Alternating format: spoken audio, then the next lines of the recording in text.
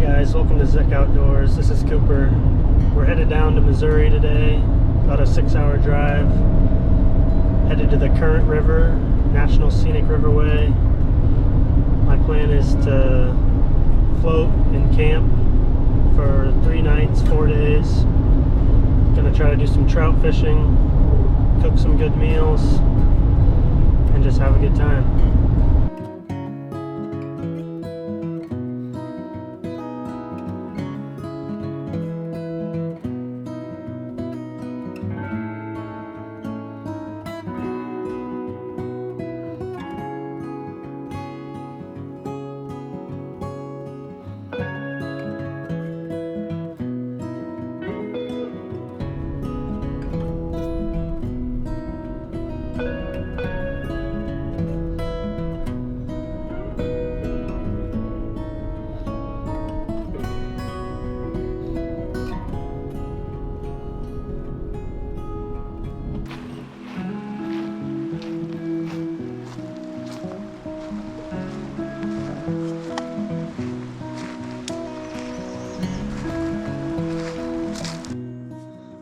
We just put in at a Baptist Creek on the Current River.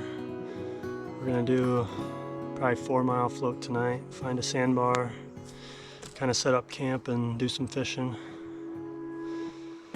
It's beautiful out here. The water is crystal clear.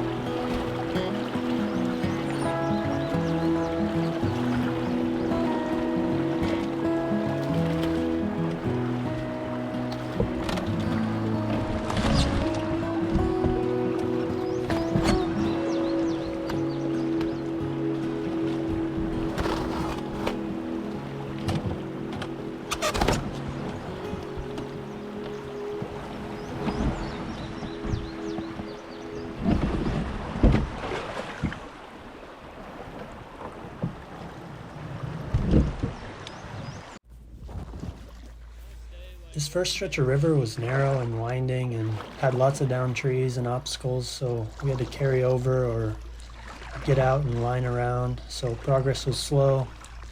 And even though nobody said it, I could tell we were all starting to get a little worried that our 34-mile route might take a lot longer than we thought. Thankfully, after that last corner, the river finally opened up and became a lot easier to paddle. But between the slow start and the long 2-hour shuttle, and not many good sandbars, we were running short on daylight, so we rolled into camp just before dark, and I didn't get any footage of setup or dinner, but we just had a quick dehydrated meal and then headed to bed early to try to beat the rain that was forecasted for the morning.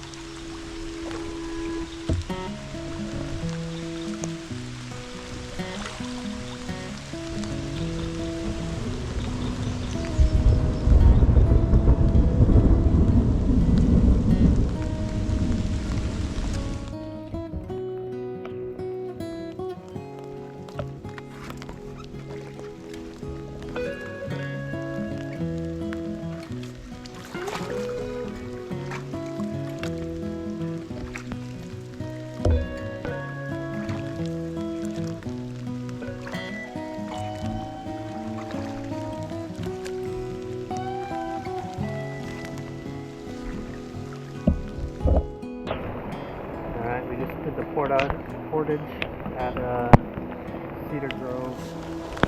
Should be our only portage of the trip. It's coming down pretty heavy, but we gotta get the miles in, so.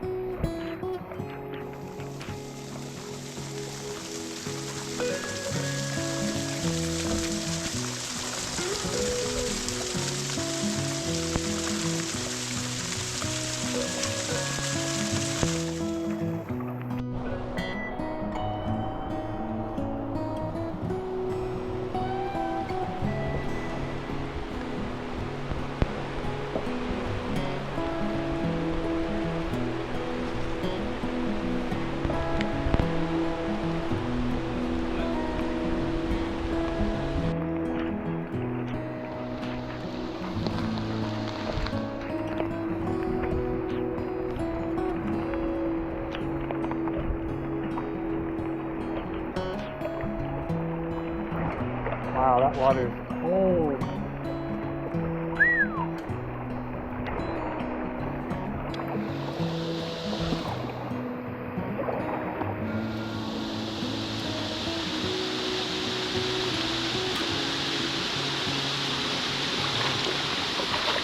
Alright, the rain finally let up on us. Gone about 8 miles this morning. It's about 11:30 right now.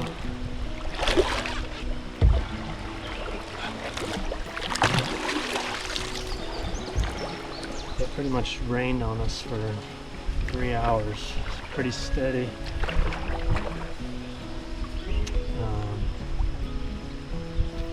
We stopped and looked at the Welsh Spring.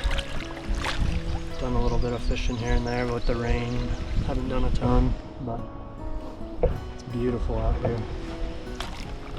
Giant bluffs, clear water.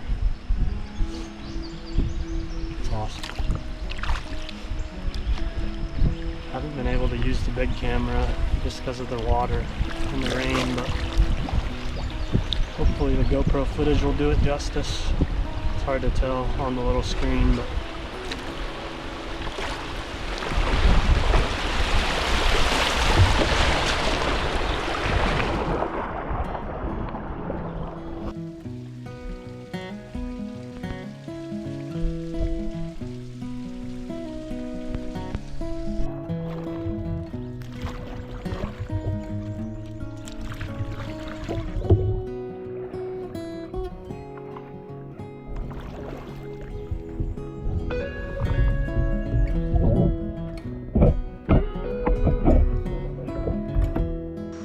well, the weather's turned a little nicer, sun's out a little bit.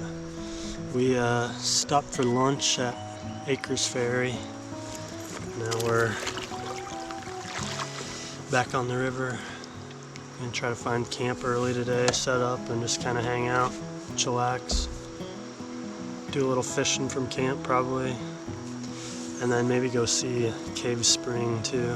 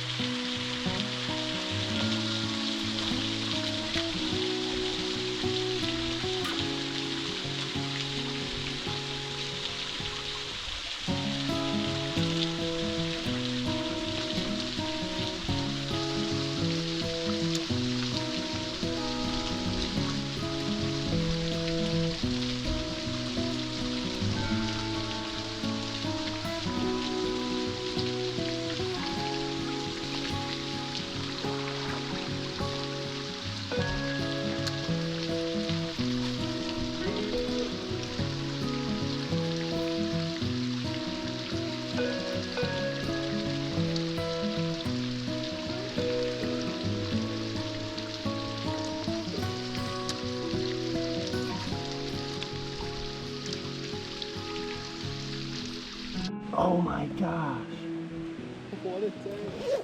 Dude.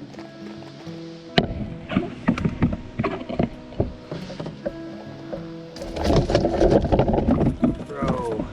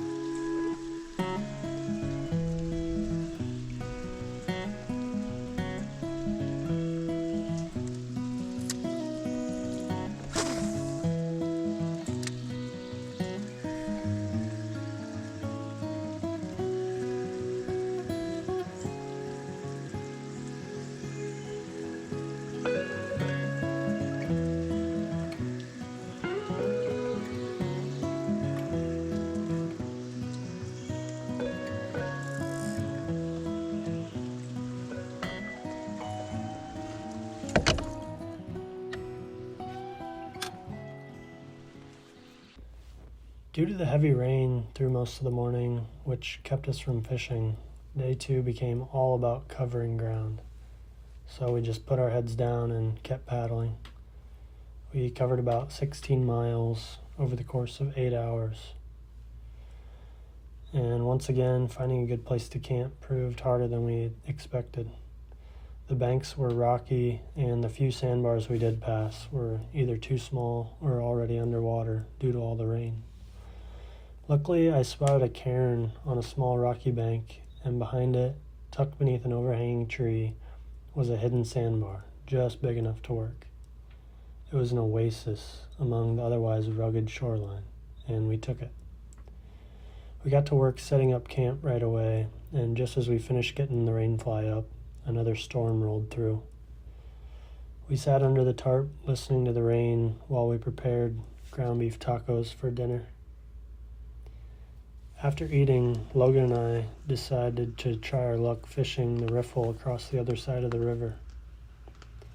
No fish were caught, but the decision paid off with a beautiful sunset to end one of the most memorable days on the river I've ever had.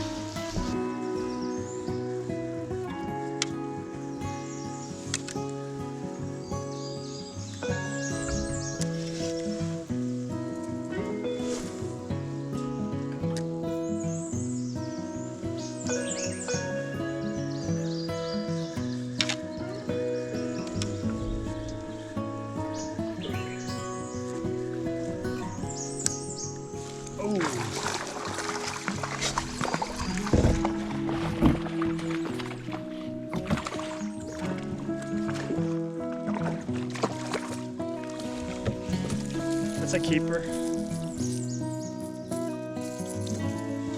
Not too big, but it'll eat. Yeah.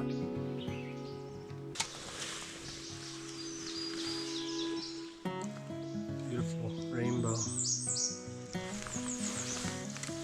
These guys like to squirm.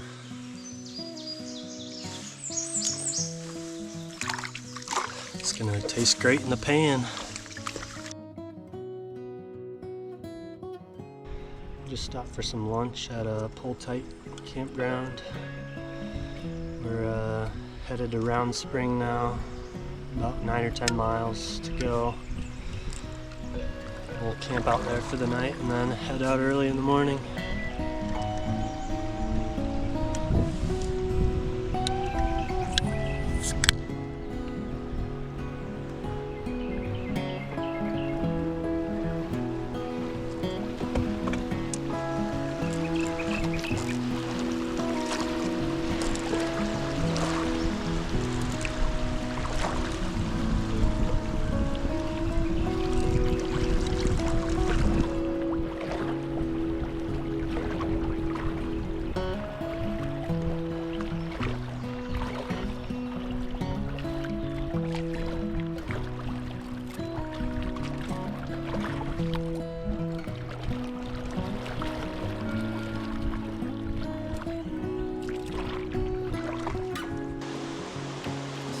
Tight swing.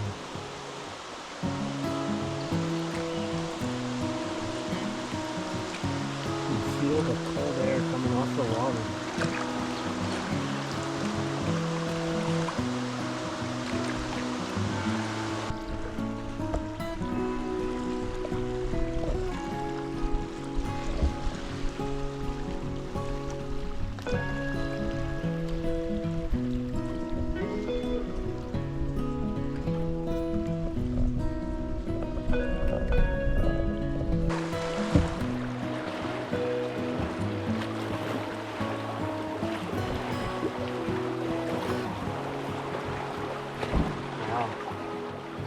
Crazy how black it is.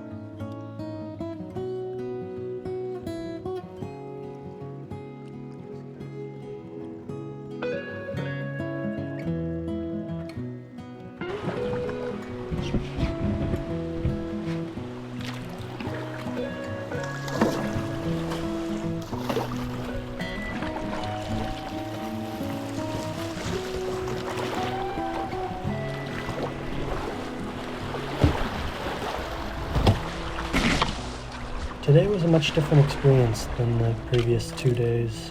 From Pull-Tight to Round Spring, we were almost always within sight of other floaters, either behind us or just up ahead.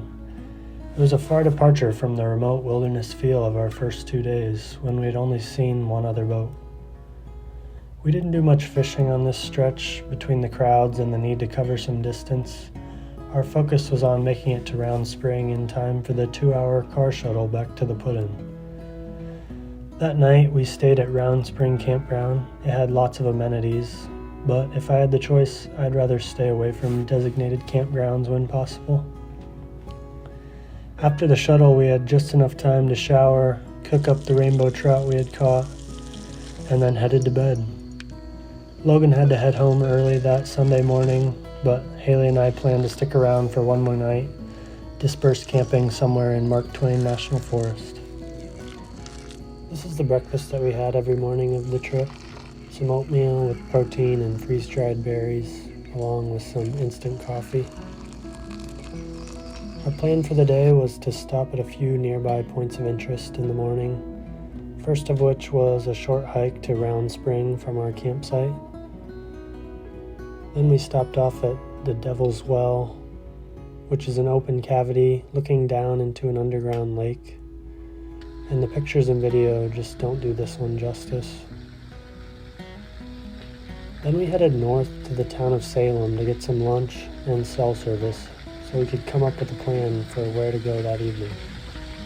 Unfortunately, the ranger station in town was closed, so we weren't able to ask about any good dispersed camping sites. So I marked a few Forest Service roads that I thought had potential, and we started driving, hoping for the best. I'll admit we were being picky, but we drove around for over 4 hours looking for a place we wanted to call home for the night. In the end, we found a great site with river access and a gravel bar, all to ourselves.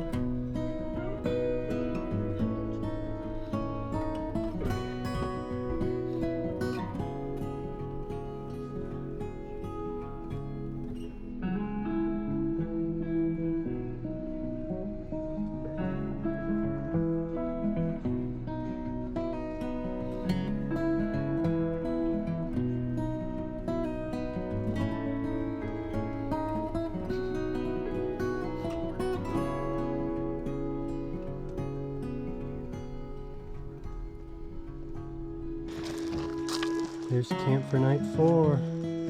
Woo!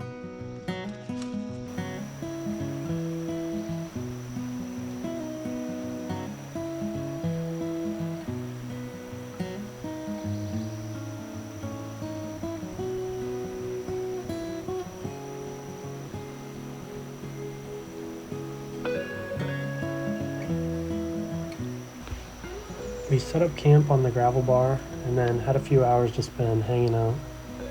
I decided to try my luck with the fly rod, chasing after some smallmouth bass.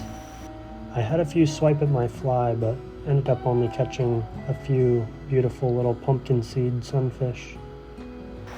While I was fishing, Haley sat with her feet in the water, reading her Kindle, getting lots of photos and video of this beautiful slice of the National Forest that we had all to ourselves.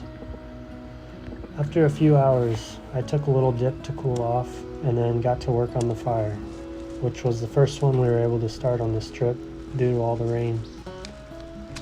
Right as I was putting the dots on the fire, we started to hear thunder, and within a few minutes we were seeing lightning. This trip just wouldn't let us have a dry night. So we hurried to get the brats off the fire and ended up eating dinner in the tent. Then it really started pouring on us. Pretty steady for 2 or 3 hours. You get that on video? I thought for sure we were high enough up on the sandbar, but something I hadn't considered was that with the creek being much smaller than the river we were previously on, it would take much less rain for it to really rise, and it did. Around 2:30, luckily Haley had to go to the bathroom and noticed the water was right outside our tent. So we picked up the tent and moved it all the way to the tree line, another 2 or 3 feet up. We were up again around 5 and noticed that the water had risen again too close for comfort. So we decided to pack everything up and head home early. The path back to the car was completely underwater, and we had to wade through knee-high water for a couple hundred yards.